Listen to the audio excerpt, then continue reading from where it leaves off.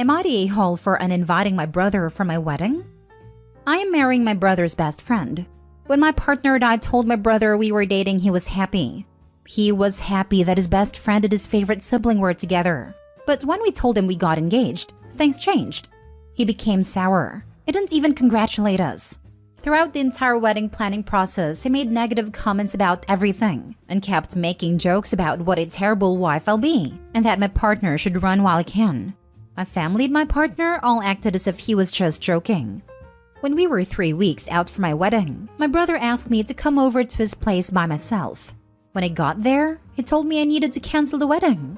He kept saying he can't tell me why, I just need to cancel it. I was getting worried. Maybe he knew something about my fiancé and he was protecting me. But he denied it. He said my fiancé is great, but that I need to cancel it. As a joke, I said, "It sounds like you're in love with him," and admitted that he is. I was taken aback and didn't know what to say, so I told him he was uninvited from the wedding and left. When my family and my fiancé's family found out I uninvited him, he told them it was because he insulted me. So everyone thought I was just being dramatic and I'll get over it. It's now a week away from the wedding and my fiancé keeps telling me to call my brother and sort it out. He says it's now getting ridiculous and he needs his best man. My family is calling me immature and keeps telling me to get over it, even though they don't know the full story. I'm so conflicted. I would never get with someone my siblings have romantic feelings for, but now it's too late. I love my fiancé. We have a life together and we are planning our future. I can't just cancel it all. I'm also not going to out my brother to everyone. I'm not a horrible person. But I feel so guilty. Should I just let him come and be miserable at the wedding? Or should I continue to be the a-hole to the rest of our family and keep him away? Now for the top comments. Whoa. Okay, what a mess. Your brother has put you in an impossible situation. Not the a-hole for uninviting him, but what you do next will decide so many factors for your family going forward. Can you talk to your brother again? Maybe when you're both calm? Obviously, you don't want to out him, but keeping something like this from your future husband is a massive conflict. He's blocked me and everything. Oh, Opie, this must be incredibly stressful. I'm certain your brother is terrified and confused. I can't think of a more awful position to find yourself in, but you are navigating a minefield here without help. I respect that you don't want to out your brother to the whole family. A well-worded response might help here. My brother and I have had a disagreement. It's private in nature. Thank you for respecting our privacy on this issue. But your fiancé? That's a tough one. The last thing you want to do is start your marriage with a secret this large haunting you. Would you consider being honest with him?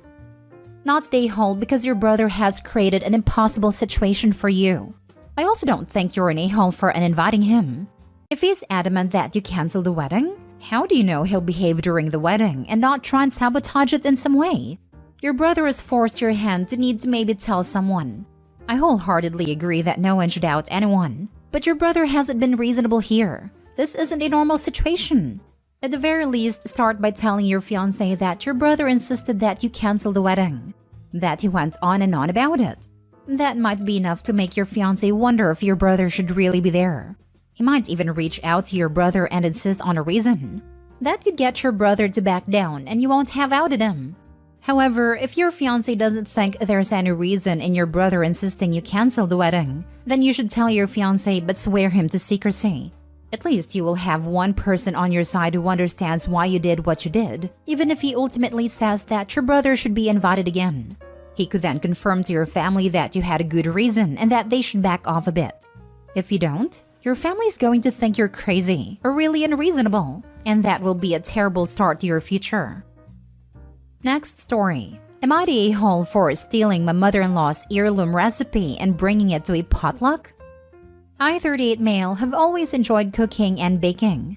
My wife, 37 female, on the other hand, is not. So I do probably 95% of the cooking in our house and I like to think I'm pretty good at it. My mother-in-law, 70 female, is also an exceptional cook, and we've both shared recipes with each other over the years. But there is one recipe that she refuses to share with me, her apple pie.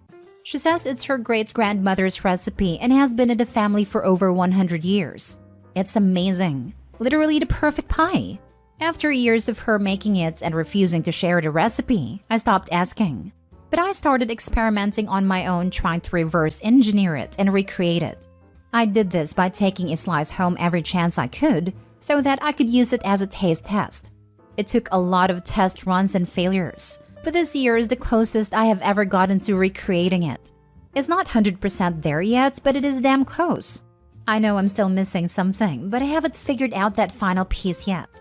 Now, my wife's family had a potluck get-together this past weekend because mother-in-law had a fall. She's fine, just bruised.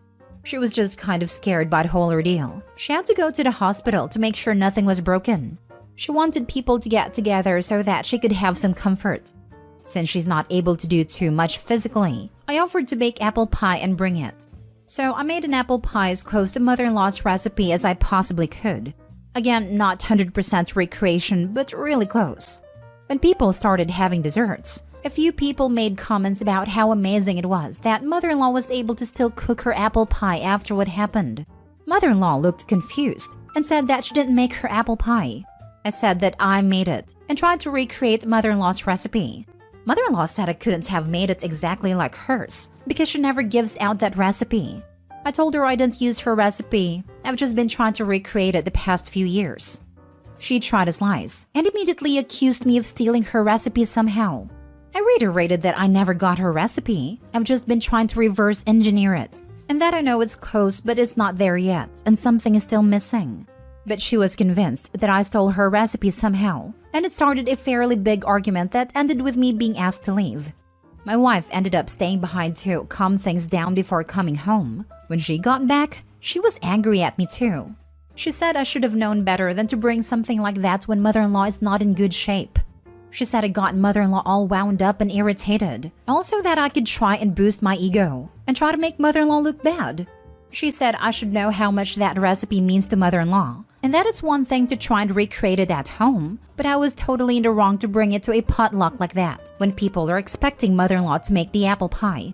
Mind you, my wife was 100% aware I was bringing that pie. Edit. I seriously and honestly thought this would be a nice way to honor mother-in-law. There was no malicious intent behind my actions. Some of you are incredibly cynical to attempt to attach desires of revenge to malice when I was just trying to do something nice for mother-in-law when she's feeling down. Clearly, my execution was poor and it was received badly. But I had zero intention of showing up mother-in-law or trying to replace her recipe. I was just trying to do something nice. Softy or the a-hole / everyone sucks here. You knew it was a point of pride for her, hence her strange refusal to share the recipe. You should have easily made a next mental leap that bringing her pie to a family event would not be well received. You basically said, screw you, I'm getting the recipe anyway. She is definitely the weird one here, but you really should have known not to poke that particular bear. Edited to add, I don't blame you for reverse engineering the pie. I'm a fair cook and consider anything I taste / see to be fair game for me to try. But you should have just kept the pie away from mother-in-law. It definitely was a read-a-room situation. This was not a place to debut as pie. How we didn't have the forethought to guess what her reaction would be after she's kept the recipe a secret all these years is beyond me. I'm going with your a-hole not because you recreated a recipe, but because you took the pie to the potluck knowing how much this elderly lady valued and took pride in preparing this recipe for the family. It sounds like this was her one thing. And from working with elderly people, I've seen many that feel like their life is over. They have nothing to contribute and feel left out / alone. This was something that made her happy. It was something that made her feel like she was still special, and you had to go take that from her. I think this is it for me. Like, objectively, one could argue that Opie did nothing wrong and a granny should share and not gatekeep and whatever. I understand and empathize with that. But sometimes people deserve to have their thing for some time. I remember I started doing lettering on paper bags for Christmas and selling them. And I always give people gifts in a bag like that. And I won money working in fairs and such. And then a friend started doing it too.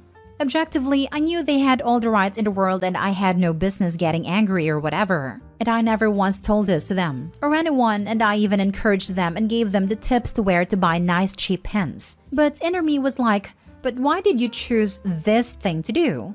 So yeah, rationally Opie's not the a-hole, but morally he is. Edit 2. I think coming here was a mistake. Some of you are seriously mean people. I was just trying to do something nice, and you're making me feel like a total POS. Yes, I made a mistake in judgment, but it wasn't malicious. I think that's enough internet for today. Next story. Am I the a-hole for kicking my parents out of my house after telling them they had no right to speak about what my wife does and doesn't want? I, 30 male, am married to my wife Ellie, 29 female, and we are expecting our first child later this month. Background? Ellie and her brother Leo and late brother Josh were raised by my mother-in-law. Mother-in-law was a former foster child who never found a forever family in the system and was never able to track down any biological family, though she does believe she'd have half-siblings somewhere. When Ellie and her brother's dad then decided to quit his job and leave her on her own to raise the kids, she struggled. Then she lost Josh, the oldest, when he was 16 years old. It tore them apart, and was yet another big hit for my mother-in-law who did everything she could for her kids. Ellie has talked about how her mom suffered terribly with her mental health under the strain of everything, and how she's grateful that she was able to recover enough to be present in their lives today. Today, mother-in-law is starting to financially be in a better, more stable place, but she's far from rich. She is also not dropping everything to help her kids all the time. Ellie and Leo have told me before that their mom had to give away so much of herself when they were growing up, had to spread herself so thin that they don't think she could do it anymore, because she had no support and only had her kids, who she didn't want to burden. So even though we live close to mother-in-law and Leo, she's not offering to be our childcare. Not that we expect her to, but I'll get to why I say that. And she also didn't pay for our wedding or throw us a big massive baby shower. She's a wonderful person, and Ellie will always say she's the best mom and would never ever want to lose her. My parents are visiting this weekend, and we had an argument. Back when we were engaged, they had commented that our wedding was not as big as they would have expected, and that my mother-in-law had not paid for anything. I told them it was our wedding, not mother-in-law's, so she had no reason to pay for it and told them not to bring it up again. They knew the history then, but it was bothering them that we chose to live close to her when she gives nothing and does nothing a mother and expected grandmother should do.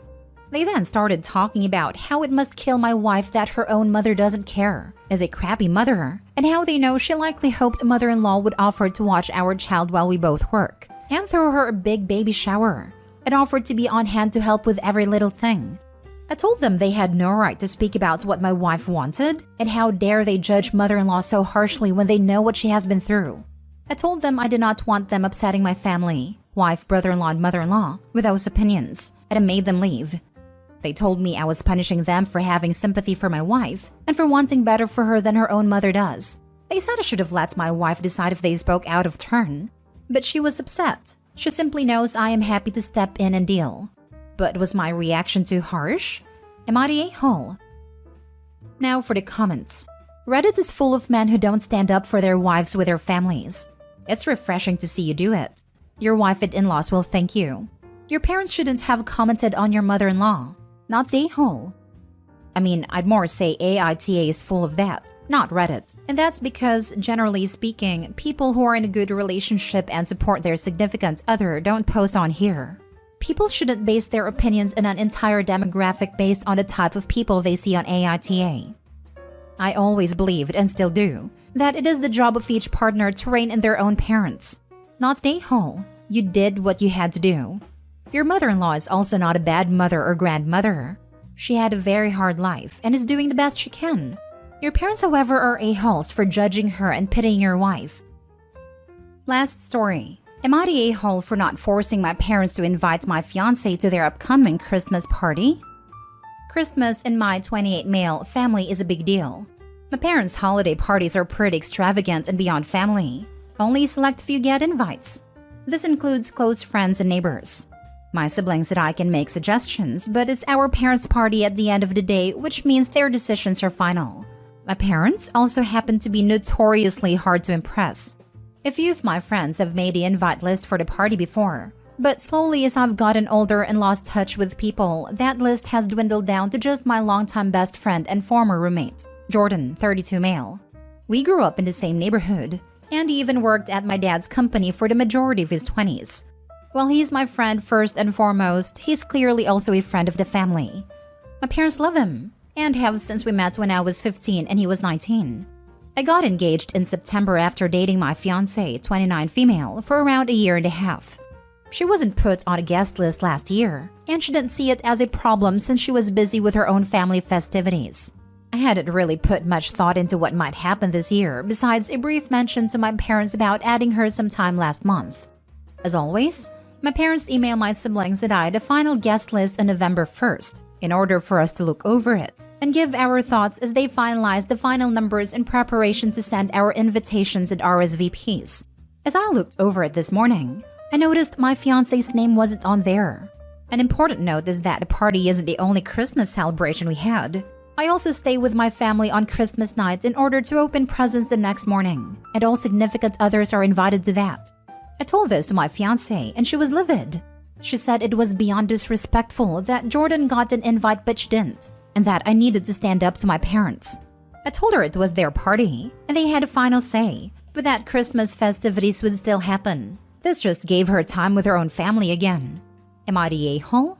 Edited to add, after texting them for a reason she was left out, my mom told me that multiple people had expressed distaste for her in the past, and that she was trying to minimize the amount of negativity/drama as much as she could. If I had to guess, I know who those people are, my sister and Jordan, who have both had slightly unpleasant interactions with my fiancé in the past where she claimed they were both stuck-ups. I now feel even more caught in the middle. You're the a-hole. Your parents have a right to invite whomever they want, but they are choosing to be incredibly disrespectful to your fiancé. If they don't think your future wife warrants an invite, you should not go. For your information, notoriously hard to impress is a euphemism for a-holes. I'm also guessing the fiancé is either a different economic class or a different race than OP. Why did OP's fiancé call them stuck up, I wonder? OP, you're the a-hole here. The only real question is whether the engagement falls apart because 1. The fiancé is no longer willing to put up with OP's nonsense, or 2. Mommy and daddy simply will not allow OP to go through with the wedding.